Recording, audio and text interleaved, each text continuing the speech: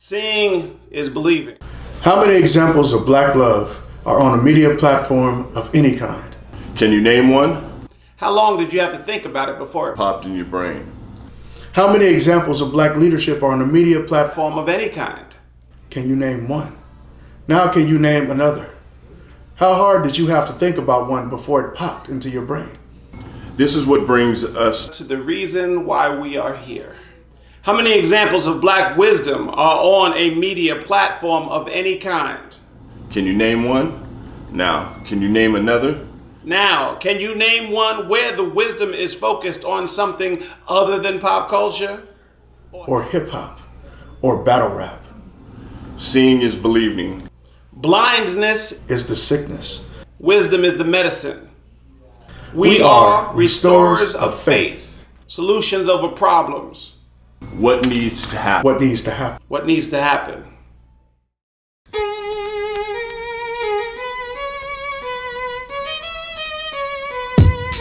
lot of cats ask me if this story is true. It is.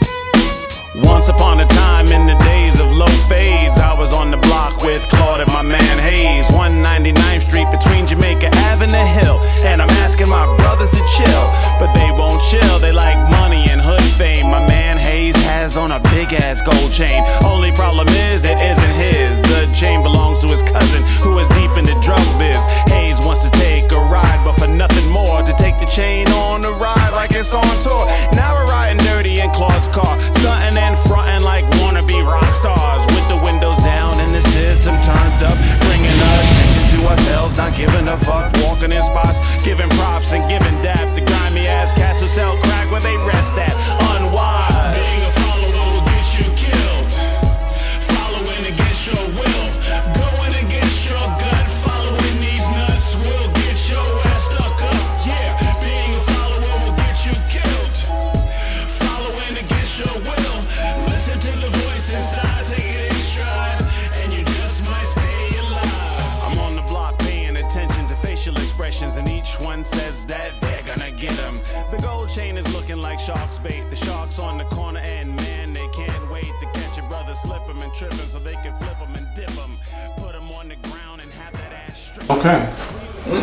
All right, Malik Saunders. Yes, sir. Sean King. Right on. Welcome, Kings. What needs to happen? We're going to get right on to it. I'm going to read you 3 statements. I'm going to read you 3 questions. This is designed to underscore black wisdom. We don't speak for the whole black community, but we are of the black community. And we just don't see enough of us discussing these type of things without anger, without vengeance, and just from a calm, peaceful place. So without further ado, let me go right to the shit. According to CNBC, only 39% of Americans can cover a $1,000 emergency. If we are supposed to be the wealthiest country in the world, how can that be? Question is this: is debt the new slavery? And if so, well, what needs to happen? Now, let me elaborate on this. I heard a professor of economics say once upon a time the average American had 3 facets to get their money from, right? The first was their savings account. The second was their pension. And the third was their Social Security. And slowly but surely the powers that be have been dipping their hands in the pot. Pension is a thing of the past, whereas, boom, oh, how old are you? 59, 61, 62? Well, we're going to fire you early so we won't have to give you the full pension, okay? And they're all over the news getting you used to the fact that you may or may not get your Social Security. We don't know if Social Security is still going to be around for the millennials and all of that stuff. And according to this stat, only 39% of Americans have a G in the bank anyway. What are your feelings on that? Is debt the new slavery? Oh, also, all this kind. It's all this kind. science. Follow your lead, brother. Well, yes, Okay. part of it. You know, Okay. and I say that to say, you know, we live in a capitalistic society above all. Agreed. Corporations have the same rights as people, but actually more because corporations are money driven. Right. Right.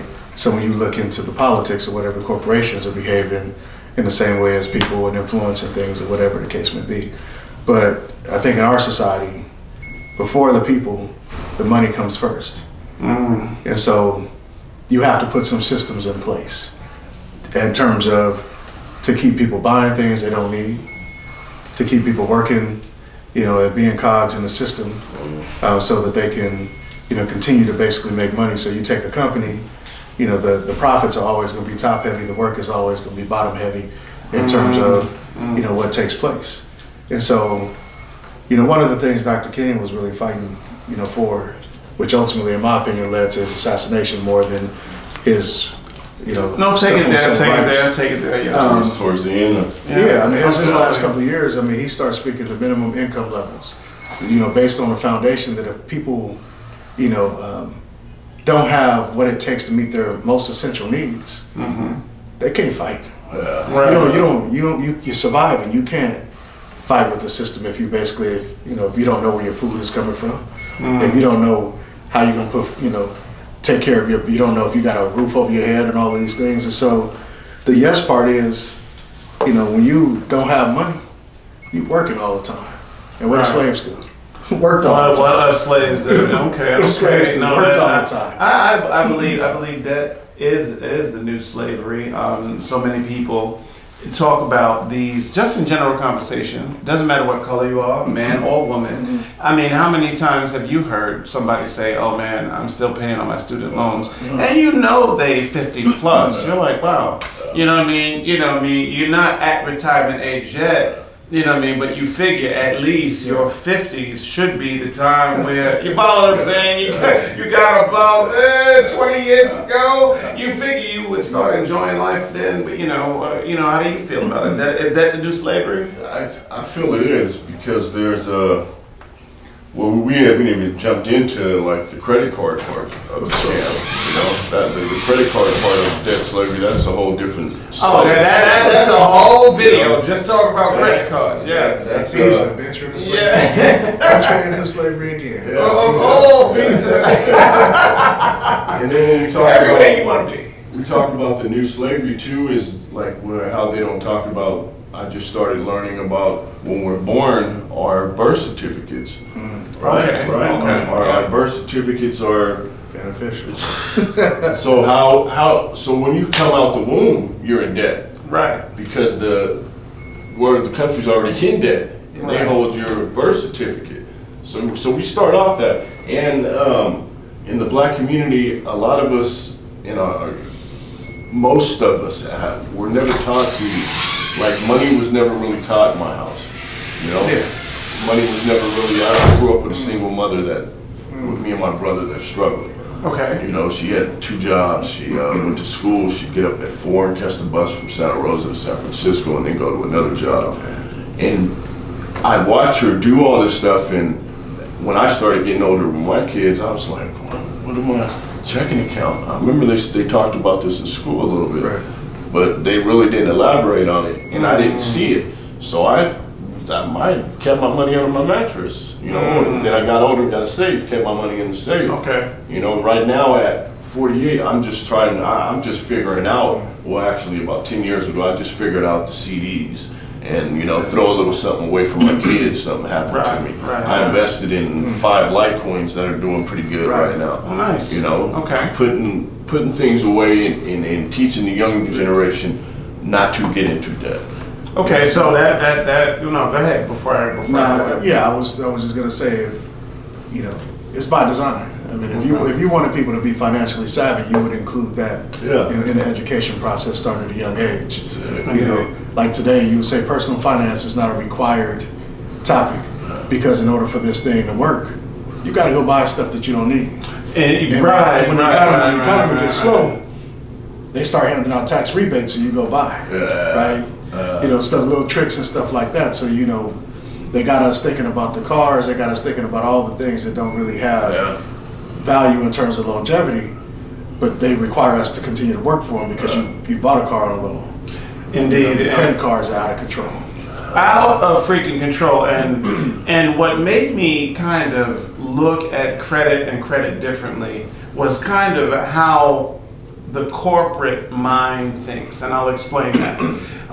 You have a company that let's say this company is a new software company, right? So the new software company in the year 2020 makes a profit of $1 million, right? So now the same software company in 2021, the following year, makes another profit of $1 million. And so 2023, the same software company doesn't make $1 million. They make $500,000. They make $500,000. What is the report? What do they say? What do they get on effing TV and say? They say we had a loss of $500,000. Stop. How did you lose that which you did not have? You follow what I'm saying? This is how they think. So I would just like, you guys are bizarre, because at some point the line levels out. If you're a toaster company and you make toasters, after every freaking body on the planet has a toaster, at some point it's gonna slow down. You follow what I'm saying? These guys ain't even thinking logically. In their mind, they're supposed to make $1 million profit every year. Growth, growth, growth, growth, growth, growth, growth. So that's why we end up buying things we don't need and working at jobs that we hate. Well, in my opinion. And so, and on the growth part of it, right? So I'm just gonna throw one thing out there. We're talking about growth. So say 1960 something, right? The economy is the economy, right? You got segregation. Black people can't go shop and participate in certain areas. You can't live in certain areas, right? Economically, if I'm a business and I say, man, I want my business to expand, one way for my business to expand is for me to find new customers to basically sell product to. So we talk about integration in terms of civil rights and things of that nature, but my question would be, did integration really happen so that we could basically expand our business base or whatever? Because it's not like we started granting out those rights and started treating everybody as citizens, but businesses grew because now those black dollars that previously weren't coming in to the economy, to the white economy. And they don't mention that how black businesses were flourishing back then. Oh yeah. They had whole cities, stores, banks, Black Wall Street. So when you have that though, a Black Wall Street, black businesses flourishing, if you're outside, you're looking at the market. You say there's a market for that money. Right. Maybe you didn't know that there was a market for those black dollars or whatever. So now you say there's a market for it. So what do we need to do to get that money coming to us? Speaking of the name of this whole thing is what needs to happen, Malik. For if debt is the new slavery, what needs to happen so that it's not, so we get out of slavery? What needs to happen? First is to just get out of debt ourselves. We need to learn how to spend our money right. We need to learn how to save our money, what little money we do have, and that's a double-edged sword because most people don't have enough money to save because they're living paycheck to paycheck. So I think we just need to learn. We need to learn how to get ourselves up out of there, so that way we can just start grabbing people. We can just start helping people up out of the mud. I'm stuck in there too. I'm just finally getting my credit score slowly. I'm seeing it just slowly move because I was watching this guy who was making money off of helping people fix their credit, and he's just calling into the credit places, writing letters to them, and he's making a good living off of this. And so I started following him on YouTube. Like, wait a minute, I can do that. So I just slowly, he said, pick the biggest bill, pick the biggest card, just chip away at it. And then the other ones, throw the minimum. The biggest one, chip at it, get that out the way. The next biggest one, chip at that, get it out the way. Quick story though, I had this card. I don't want to say the name, Capital One, but they they kept sending me this thing for this credit card. Start off with a $5,000 balance. Every time we come, I rip it up, and I'm like, man, this is for like 2 or 3 years straight. And I was telling my brother, I'm like, one day they're gonna send that thing and I'm gonna need it. That's why they keep doing that. Right. You know, they already know my They already know. My information is already sold to them. Right. So they already know what's going on with me. Then they send another one with an 8,000. And I'm going through a battle with my mortgage. My mortgage starts to balloon up. Right. Everything just flattens. Get that card. Right. And then the interest rate, I didn't even look at the interest rate. Right. Wow. By the time I did look at the interest rate, right. you know, and that's like, I'm just one person. Just thinking how many people that... They're very predatory. And a quick story before I go to Sean. A lot of times we think we're smarter than the system. You know what I mean? And think of yourself as a young boy thinking about how you can speed, drink, and drive and not get caught by the cops. What we don't realize is that the system all day, every day they pick up criminals. They are looking, they are the guys in the bushes and studying how to get you, you know what I mean, with the radar gun, with the breathalyzer, and they're waiting around the corner from the club, from the bar. They know you've been drinking. They spend way more time trying to catch you than you spend trying not to get caught. You follow what I'm saying? So we're not smarter than that. Sean, what needs to happen so that we're not a slave to debt? First, I would start really with awareness. I would start with the education around debt. You know, the teaching starting at the early ages. You know, because one of the things is like my first credit card, I got it, started on the college campus. You got 6 different booths of vendors. Hey, you know, get this credit card. You'll get a free T-shirt, some free money on the side. They are free. You know, all these things and whatever. They get you all kinds of ways. And at 18, you know, like what you alluded to, you have no awareness about how credit works. Right. And so you're not even thinking about it. Say to me, hey, I don't even have a job. That's okay. Apply anyway. Right. I don't know how to pay that back. Pay that each month if I ain't got a job. But you're not even thinking about that because you're gonna get this free thing. You're a college student. You know, you're already kind of broke. So you're like, man, let me go ahead and get that credit card. Right. You get that credit card and you're doing it right, but then you got to pay for these books and you're short. You got this credit card with with some open money on it. So I'm gonna buy these books. You know, which is another racket as far as textbooks. I mean, we can make a video just about that. But so I'm gonna buy these books using this credit card, but I ain't got no job, right? But I got my education is my primary thing, so I got to do what I got to do. So now I'm getting a bill, right? You know what I'm saying? So now I got a bill. But so you start off with that awareness. So one, kids have an understanding, and adults even have an understanding of what your relationship with money should be. Like if I don't need that, then maybe I shouldn't buy it until I have the money for it. Cash. Until I can cover it. Not counting on money that I don't have yet. Because life happens. Life freaking happens. So that's usually one of the ways that people get in debt is life happens. But the thing I would say in terms of, in addition to that, you got kids who are coming up, maybe we start by giving kids vocational training and something that they can actually make some money off of. So when you go to college, before you even start your 4-year, I learned how to cut hair. So while I'm going to college, I'm hooking my homies up, half the price of going to the barbershop, something like that. I'm cutting hair, $10 a shop is charging you 20 as a steal.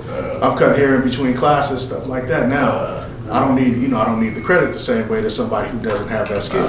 So now when I start college, I already got a little business going, right? Teaching people how to do business, teaching people about how wasteful fast food is, how unhealthy it is, but how costly it is. And how costly it is too. Absolutely. How costly it is, so things of that nature. But from that standpoint, I would really start with the education. Okay. And then I would, really encourage people to build some kind of skill that they can, use to make a living on, rather than going in debt when they're going to college. You can still go to college, but use that skill to help really subsidize to subsidize that finance that. Absolutely. Because the thing is, I did real estate loans for a couple of years. Okay. Got out the business because I was like, man, this is dirtier than the streets. And they ain't got and they don't have you know, I said when you do dirt on the streets, you know what's coming back at you. Right. You know, people that's doing white collar crime, you know, they don't care because they're like, you know, nobody's gonna do anything. But one of the things about real estate, you know, doing the loans, is you realize the difference between good credit and bad credit. Okay. You know, good credit and bad credit, I'm gonna give you the same money. Okay. I'm gonna charge you twice as much for it if you got bad credit. So, say you buy, you know, a car. This one person has an interest rate of 25% because they got bad credit, or 20% because they got bad credit, right? Which means their payments are gonna be higher. But they got bad credit, they got less money. They got less money, but your payments are gonna be higher. So you buy this fancy car, you paying $700, $600 a month for this car. The person with good credit is paying $300 a month for that same car. So just by that little step of having good credit, they're paying less for everything they get than what you get. So even if you learn awareness, not just from a personal finance standpoint, but awareness from even knowing how credit works. Like, number one, paying your bills on time, that's the number one thing in credit. Right. Paying your bills on time, absolutely. You know, stuff like that. So, but having that awareness will teach you how to interact, and you pay less for the stuff that you actually do need to get on credit. Before we move on to the next segment, I just want people to understand that even though this modern credit hustle with credit cards is relatively new, that credit itself and enslaving people by credit or debt is not a new. It's so old, actually. There would be big banks that would finance two sides in an opposing war. The Civil War, the American Civil War, with the North and the South were financed by the same bank. So you see what I'm saying? You see a hustle? So it doesn't matter who wins because you both owe me. You know what I mean? Policies. That's what I'm saying. You know, if you lose, fuck you, pay me. If you win, fuck you, pay me. So the debt, enslaving people with debt is way older than us, our parents, and our parents' parents. But for the sake of time, let's move on to the second topic. Well, with that, where we ease into the second topic, reparations. Oh, okay. Okay, let me go there. How does that happen? What needs to happen for us to get reparations? That's a lot. Some people aren't gonna like it, but I was personally, I had just read something my professor Williams from Sac City had posted about the Holocaust survivors that Germany is paying them for 60 years or something. Germany is paying the Holocaust survivors? I heard about that. Yeah, okay. every month, or I don't know, whatever, for a certain, most of them pay out. I'm wondering, does that money go to their kids? Does it keep going to, if it keeps getting handed down, that's reparations. Okay. Right? Well, it's a bigger check than the 40 acres and the mules we were once promised. See? Even that, not bigger than what it would be in today's dollar. Yeah, that's what I was going to say. Then there's the interest rate, which is another show in itself. Yeah. Okay. Well, with the way of getting out of debt slavery is them putting us as slaves, getting the reparations, getting us out of debt with the money that they put us in in the first place. Not saying all people, but just using that as an example. No. Well, you know, it's very interesting because they could print money for anything else, right? You know, the economy fell not too long ago. The dollar's not worth nothing right, anymore. and the president at the time was just like, you know what? Let's do a bailout. We cannot let the big banks fail, right? Yeah. You know what I mean? If the big banks fail, this is what we were told. If the big banks fail, then we all fail, right? So somehow somebody wrote a really, really, really big check. You follow what I'm saying? So if they could just do that, then reparations is really small. I mean, you just trying to get back. One would think that you would actually pay equal to or less than it would take to keep a big bank running than to just say, okay, sorry about the atrocities committed to you at this period of the history. Here is at least something to try to make reparations for that. I'm assuming that you could write a smaller check where people would be like, you know what, I'll take $2,500. Yeah. Or that money not necessarily it can be put into communities to fix communities, buildings, you know, start programs, money, teaching money in school, you know, it can be used. There's other ways that it can be used. And then another thing, there's people, there's a new president, he's an Asian guy who's running for office. I forgot his name, but he's talking about doing something that's already been started by giving people that are in low income an extra $1,000 each month. And that's huge. Yeah, the mayor out in Stockton started doing that. I think they start that this year. With some education though. Gotta have some education. Yeah, well, see, their thing is to just give it to them, no strings attached, though. I'm saying with the education in terms of, like, if you have that financial background, and you know when you get that $1,000, that's not. I'm not gonna go take that and just go buy.